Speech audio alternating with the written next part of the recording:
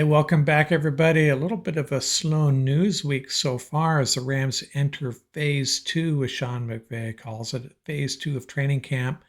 I'm going to have some fun this episode. I'm going to talk about my fearsome four observations for each position group thus far, how I feel about each of these groups, questions I might have about them, that sort of thing. And then Ian and I will be back hopefully Wednesday night, and we'll get you caught up even more on what's going on with the Rams at training camp. Hey, it is episode 789 on the podcast, and number 89s that have played for the Rams. I've already talked about the great returner, wide receiver Ron Brown, wide receiver Dane Looker. I'm going to talk about probably the greatest number 89 that has ever played for the Rams, and that, of course, is Fred Dryer. He came out of San Diego State. One of his teammates there, by the way, was Carl Weathers, who went on to play Apollo Creed in the Rocky movies. So he comes out of San Diego State, drafted in the first round of the 1969 draft by the Giants, played there 3 years, had some run ins with management. They traded him to the Patriots. The Patriots had issues as well, couldn't get him signed, and they traded him to the Rams. And one of the draft picks the Rams sent to New England ended up being Sam Bam Cunningham, the great running back out of USC. So on to the Rams, 10 years with the Rams from 1972 to 1981. Finished his Rams career with 74 sacks, had two safeties in one game against the Packers. He was All-Pro in 1974, the year he led the league in sacks, and Pro Bowler in 1975, paired up with Jack Youngblood. What a scary combo that was. Two cowboys playing football basically is what it was for our Los Angeles Rams. Man, he was something else. And then he went on to have a pretty good career in Hollywood. His big claim to fame was the TV series Hunter.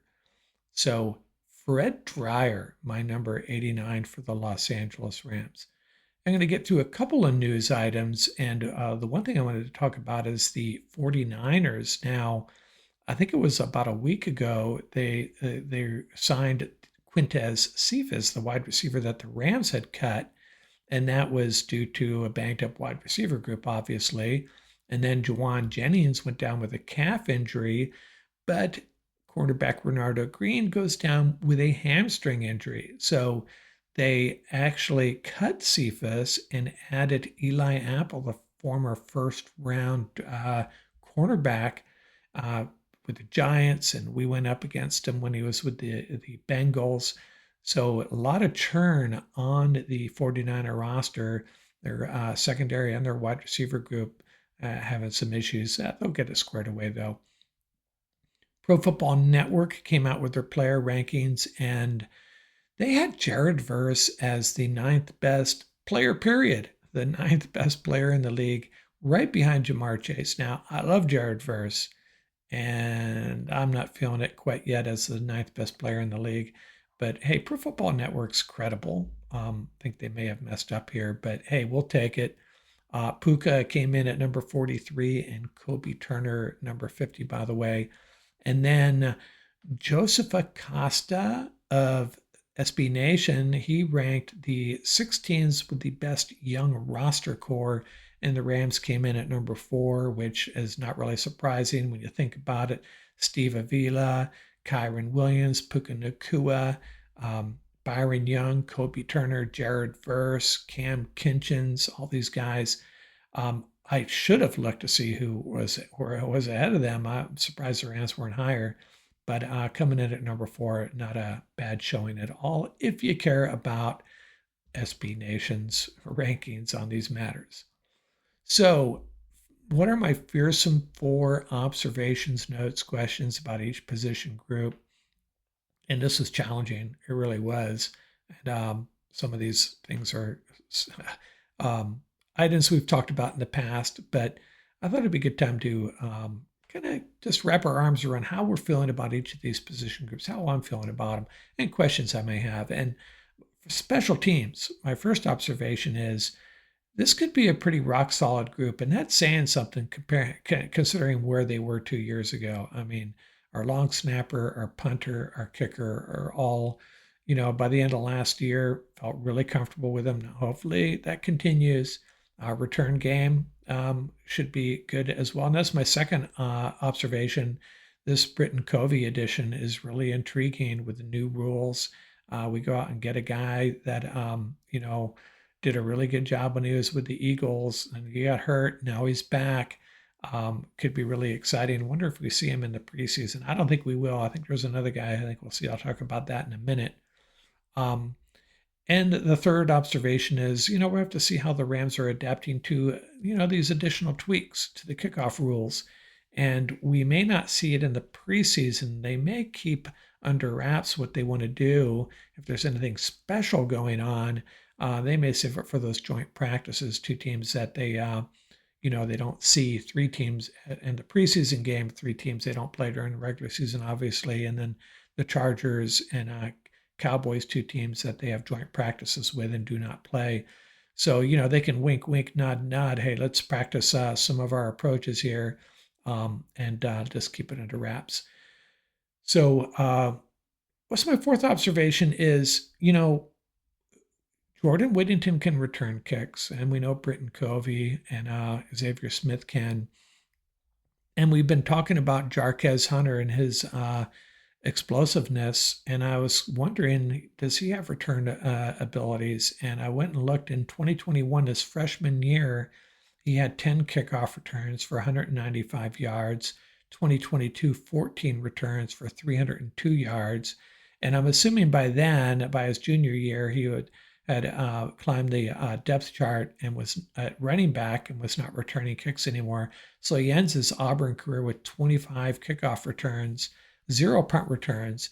So keep an eye on that. Maybe he'll get a shot, if not in the regular season, the preseason, and see what he can bring to the table in the return game. That'd be, he's probably not going to play, even though, the Rams drafted him. They wanted an explosive running back. They want a guy that can, blast off 40, 50-yard runs, something that was missing. That still doesn't mean Sean McVay is going to get him any snaps. Unfortunately, that's how it rolls with this offense. I hope he does, but if he doesn't, hey, let's see what he can do in the return game because he's going to be on the roster. Quarterbacks, what are my observations? Fearsome Four observations. Not many teams can feel better about our starting quarterback, which leads me to, especially in the NFC, which leads me to my second item. We got to feel a little bit concerned about Stafford getting a little creaky. Last year it was the shoulder. This year it's the back. And, as you get older, those things happen. You're a professional athlete, just things that have to be managed, unfortunately. So something to keep an eye on. Not trying to be a negative Nancy here. It's just the reality. Which brings me to the third point. Not many teams can feel better about their number 2 quarterback as well. Say what you want about Jimmy G, has won a lot of games at the NFL, in the NFL, a lot of playoff games too. So not a bad dude to have as your backup. And speaking of dudes, my fourth point, is Stetson Bennett a dude? I think we had all written this guy off, right? And he's put on some weight, gotten a little stronger. And all reports are he's looking pretty darn good. And I don't think he's a long-term answer, but maybe he does have a future in this league somewhere, somehow. The running back situation, my first observation is I'm going to talk about Kyron's contract negotiations. This is my position. This is what I want, Kyron. We're going to give you a pretty much full load through 6 games, 0 fumbles. We'll talk contract. Until then, sorry, not talking. And my second observation, we feel pretty good about our top 3 guys. I feel pretty good about our top 6 guys. Kyron, we know what he brings to the table. Blake Corum showing some explosiveness, and we saw enough of him last year.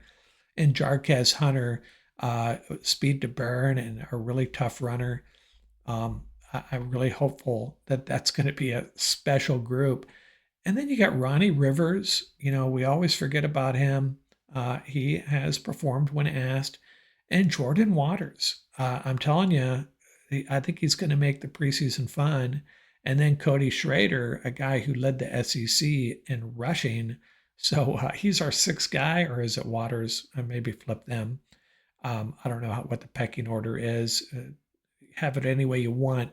The bottom line is, I think Waters and Schrader actually could be really fun watches in the preseason. And the third observation, I already mentioned it, Jarquez Hunter delivering the speed as promised. So that's good. That's a good deal. Not going to matter if he doesn't get snaps. And then the fourth thing, I think we're going to be really entertained by our running backs. Kyron is so much fun to watch, flips into the end zone. Blake Corum, I think he's got similar ability, and I think he's got a little bit more breakaway ability than Kyron.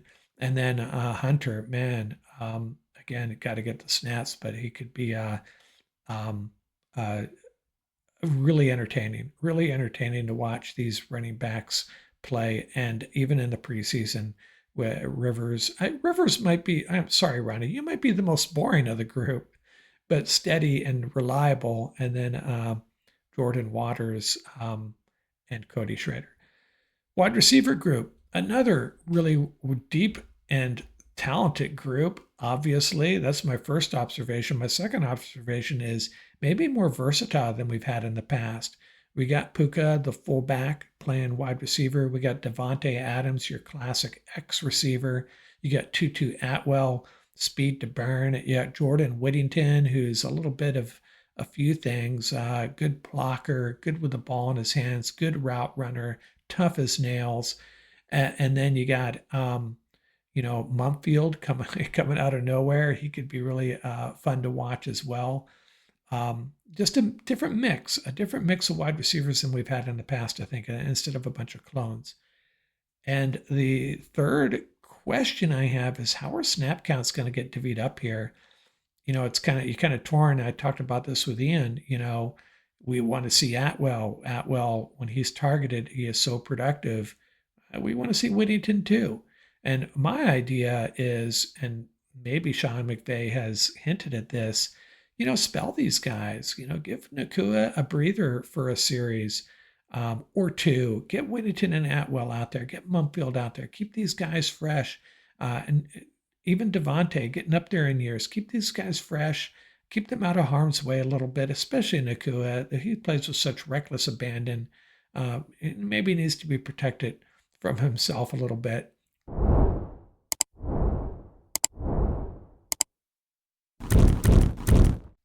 And one of the solutions is to get guys like Jordan Whittington and Mumfield out there. And my fourth observation, man, I just got this sneaky suspicion Mumfield is a big time seventh round steal. We'll have to see. The tight end group, first observation is are we really going to go 12 personnel? I'll leave it at that. It seems like we've been talking about this for 2 years, and Sean, it's time. And then my second question is, Terrence Ferguson is going to supplant Tyler Higbee at some point in 11 personnel. Is he going to be our single tight end out there? And obviously he is. The question is when. And Tyler Higbee is a guy that could use some breathers at this point in his career. So it's just a matter. I'm just really curious to see when this transition takes hold. If Ferguson is the real deal, kind of making an assumption here. And then the third question here really is how does Colby Parkinson fit in? If they are going 12 personnel, I think Colby could have a role there, maybe Parkinson and Higbee, although Ferguson in the 12 personnel is more of the play action threat. So, but if you're just trying to run the ball, if that's the emphasis, maybe Higbee and Parkinson are the 12 personnel tight ends. And then fourth is, poor Davis Allen, because I think he's good enough to be a number 2 tight end on some teams, but with this unit as good as it is, he's probably going to be an afterthought. I think he's a guy that maybe struggles in the blocking game, but he's pretty good at hitting the seams. Good receiver. We've seen a little bit of that, but he's probably going to be the odd man out. Really, he'll be very fortunate to get significant snaps. I have a feeling. The offensive line, my first observation is, with the Lyric, DJ, and Warren McClendon, I'm feeling better about our left tackle situation. I think we're going to be okay one way or another. My second observation is, hey, Coleman Shelton better deliver. They handed him that job. Him and another guy I'm going to talk about here in a minute have a lot of pressure on them to get it done. Coleman Shelton better deliver. It's going to be a bad look for this front office if he struggles. And the third question, third observation is a question. How many offensive linemen do they keep? And I think this is where the dominoes start to fall. The two position groups that they have some flexibility as far as the numbers game, offensive line and secondary. If they can get away with 9 offensive linemen, which I think is going to be the number, it gives them the ability to carry an extra guy with another group. But with this Lyric Jackson situation, maybe they have to carry 10. So we'll see. I have no problem with 10. I'd much rather have I just think I'm still traumatized from a few years back. We all remember what happened when we were going through offensive linemen like we've never seen before. And the fourth observation is Bo Limmer really going to sit all year? They hand the job to Shelton, and, I know he had his bad moments, but it's really going to be a bummer if he just sits all year. I'm sure they'll get him in some special teams packages, but I'm not wishing injury on anybody, but I hope Bo Limmer gets some opportunities to continue his development rather than be a backup all year. Okay, onto the defense, defensive line. My biggest question here is who's the sixth guy? Is it Laurel Murchison? Is it Deshaun Johnson? Is it one of the undrafted rookies, Bill Norton, Dejon Terry? Because I think the first 5 spots are taken. My second observation, I talked about the pressure being on Coleman Shelton. If our run defense does not improve, that's going to reflect poorly on Poona Ford. So a lot of pressure on him. My third observation is, Poona Ford is going to have a domino effect on Kobe Turner, I think. Kobe was asked to do some things that aren't necessarily his best he's best suited for. Got double teamed a lot because of it. And the presence of Poona Ford could result in a really big year for Kobe Turner. Set Kobe free. That's what I'm getting at. And then another observation here, the fourth thing here on the defensive line, Tyler Davis listed as a defensive end, Hamilton as a defensive tackle. And just an observation, I think that's how it's going to play out. Hamilton and Poona. Hamilton will be spelling Poona. And if one of those undrafted rookies, the big dudes, Norton and Dejon Terry, one of them make it, they'll have a role there on the interior as well. I mean, how many of these guys are going to be active on game day? That's another question. But, and then you'll see Tyler Davis. I would think that he's going to be a step ahead of Deshaun Johnson in the pecking order here, fighting for a roster spot. So Mr. Irrelevant could be he could end up on the practice squad. I don't want to make predictions like that because Deshaun actually played really good at the end of the year, if you remember that. Outside linebacker, my first question is who's the third guy up? Is it Brandon Jackson or Josiah Stewart? We won't know till opening day. One of those guys is going to have to contribute because my second observation here. It's not going to be Nick Hampton. Nick Hampton's going to be a key special teams guy. I think Jackson and Stewart, hopefully one of them step up. Michael Hoyt is gone, and we don't have a proven third guy. We really don't. So Hampton's going to be the special teams guy, and going kind of circling back to my first one here again, who's the number 3 guy, Stewart or Jackson. Hopefully one of them answers the bell. And then my third, I got a question here. We assume Jared Verse is going to have a monster year, and I think, the Poona Ford edition is going to help him as well. But hopefully, I'm hoping he gets off to a really good start as far as finishing the job in the sack department. I think it'd be big for him. He really struggled really for most of the year getting quarterbacks on the ground and running backs as well, tackles for a loss. And I'd like to see that fixed early on could set the whole, it could set the tone for the whole year. And then the fourth observation, Byron Young is just getting overlooked here because of Braden Fisk. Haven't talked about Braden Fisk at all here. Because of Braden Fisk, Poona Ford, Kobe Turner, and Jared Verse, watch out for Byron Young. I think he might be seething a little bit. Hey, I'm pretty darn good too. Watch this. Inside linebacker, my first observation, I hate to throw shade on Troy Reader, and I really don't like the some of the comments on the YouTube channel. Hey, have at it, but people pick on him way too much. I mean, let's call him what he is, a decent football player with limitations that helped us win a Super Bowl. Can we just say that about Troy Reader? That said, I don't know where he fits anymore. It ties into my second observation. Sean Dolak appears to be the real deal.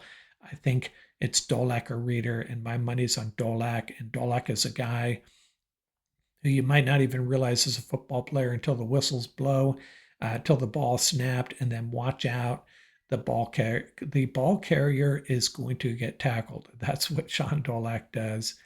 And then the third observation, it looks like Landman, he's locked it down. I was a little skeptical when they signed him. I was like, another one of these ho-hum linebackers. But I think he's exactly what this team needs, and he's wearing the green dot, perfect. Um, and he's going to be running this defense, I think, early on. And then the fourth thing is, there's Pooh Paul waiting in the wings. He's dealing with a calf injury. So, it may slow his development a little bit. Someone pointed out that, I think it was my special assistant, said that those calf injuries can be concerning because they can actually lead to Achilles injuries, and we don't want any of that. So take your time, Pooh, getting back, because my thought on Pooh was he'd eventually, he might contribute midseason, maybe get in on special teams early on, eventually be, where those third and long linebackers come in for coverage purposes, but can still get a ball carrier on the ground if it's a draw, that type of thing. There's a future for Poopa on this team, but there's no urgency. So he'll be waiting in the wings. Eventually, he'll get on the field, and we'll see what he has. Might not be anytime soon. And once the season starts, he'll be a guy that may not be active early on. I have a feeling, but we'll have to see. Unless he just blows up and and just wows this coaching staff, which may already be happening. But until we we don't have eyes on those. We have to see how those joint practices go down and how guys like Dolak and Pupal hold up in those situations. Now, I originally separated cornerback and safety, and I'm going to combine them. Otherwise, I'll just be repeating myself. My first observation is Emmanuel Forbes a backup? I was reading an article, and someone wrote, "Hey, the starting jobs are up for grabs." I was like, "Well, wait a second, are they? They should be." I go back to the Coleman Shelton Bo Limmer situation. But, that may be the case. Forbes could supplant Darius Williams. Is that possible? Entirely so. And maybe, you look at Kobe Durant, another guy that's overlooked. But the second observation I wanted to say about this group here is, you get down to the fifth or sixth cornerbacks, pretty good group. It really is. Not so much safeties. I think safeties were top end a little bit better, perhaps. Kitchens, Curl, and McCullough. I could be wrong on that. Quentin Lake, I still don't know what to do with him. But, I think guys like AJ Green, Charles Woods, Josh Wallace, if those are your fourth, fifth, and sixth guys. But really, let's talk about our top four here. This will be my second observation. I'm all over the place here, and I apologize. But our top four guys, if our top four guys are Akilla Witherspoon, Darius Williams, Kobe Durant, and Emmanuel Forbes, not too bad. If you compare our top two to the top two cornerbacks across the league, we're not looking pretty. But if you go four deep, not too bad compared to what the 49ers have, for example, or even the Seahawks. You get into that fourth or fifth defensive back, we're looking pretty decent. Seahawks actually have a really good cornerback group, so maybe I shouldn't have said that. The third observation, Quentin Lake is another pawn in the 53-man roster situation, they could carry three safeties plus Quentin Lake. They could really get away with that. I don't know that they will, but if they could do that and then carry five cornerbacks plus Lake, nine defensive backs, they've carried 10. I think they've carried 11 in years past. But if they could get away with nine, uh, I think they're going to carry 10, but it does potentially give them the presence of Quentin Lake gives them a lot of flexibility because Quentin Lake could be your nickel back, but if something drastic happens, can slide back and play safety. You don't miss a beat really. So we'll have to see how that works out. But bottom line is, Quentin Lake is a very important player in the grand scheme of things. And my last observation, can we start calling Cam Kinchens Big Play Kinchens? I kind of like that. It's interesting to watch this guy over the past season. I think he struggled at times, but does he have a penchant for big time plays? And so does Jalen McCullough, actually. We got some safeties that can make really big time plays. Now, we didn't see that from Cameron Curl, unfortunately, but Kinchens and McCullough, we have some big play guys back there. And, you know, stating the obvious for us Ram fans, but the pass rush is going to make this secondary so good, especially the safeties.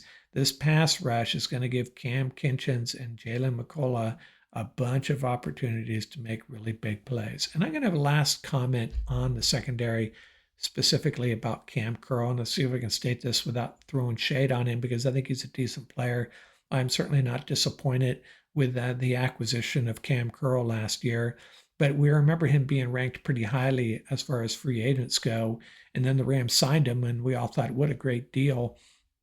Maybe it was the right deal. Maybe it was the deal that Cam Curl deserved because he's played pretty good. I don't think he's played to the level that a lot of the experts and analysts thought he was. But again, not disappointed in his play. I think the Rams are getting their money's worth. It was not necessarily a great deal for the Rams, team friendly deal, obviously, but it was probably appropriate. And I have a feeling Cam Curl would agree with that too. So maybe, the free agent market dictated correctly where Cam Curl should go and what contract he should get. And he's a solid guy, going to be a big part of this defense. But Curl, Kinchens, and McCullough really like that group, really like those three guys. And I've been talking about Tanner Engel and Nate Valcarcel possibly be making this team as a fourth or whatever fifth safety, depending on how you list Quentin Lake. But that may not be the case. They may carry the extra cornerbacks instead and leverage the presence of Quentin Lake. That's what I'm thinking. So those are my Fearsome Four observations all over the place. I know that's a lot to get out in one episode. Ian and I will be back hopefully Wednesday night, and we'll get you caught up on all the news coming out of Rams Camp Phase 2 2025 out here from Rams Up.